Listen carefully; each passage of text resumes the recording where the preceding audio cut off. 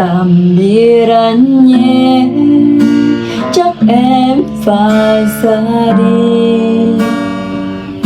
Bởi vì em biết trái tim anh đã đổi thay, chẳng còn yêu em, chẳng muốn em bên cạnh anh như lúc đầu.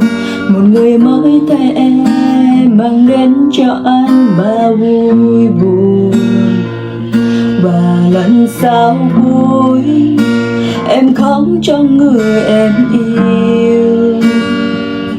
Và cơn đau ấy đã giúp em mạnh mẽ hơn, để rồi em biết thế giới em không còn anh vẫn cười. Phải tập sống cùng anh, em bước đi trên đường mai xa. Rồi em sẽ nhớ anh lắm, anh có biết không hỡi người. Nằm ôm ký ức quá khứ, em khóc trong chiều mưa rơi. Thật lòng em nhớ rất nhớ, anh mất đôi môi thuở nào. Sau bao nỗi buồn, em quên anh trong từng cơn đau. Rồi em sẽ nhớ anh lắm, anh có biết không hỡi người. Nằm ôm ký ức quá khứ, em khóc trong chiều mưa rơi. Thật lòng em nhớ rất nhớ, anh mất đôi môi thuở nào.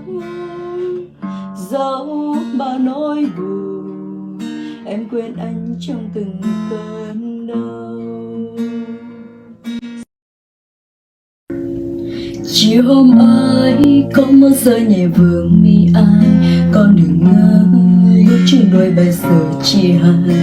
Ai nói xa lệ dần rồi làm tàn nát con tim ai, một người nỡ một người vỡ bao mộng mơ. Rời xa nhau dấu tình vẫn còn mang tên nhau, chỉ là dấu chê đi ta còn yêu nhau.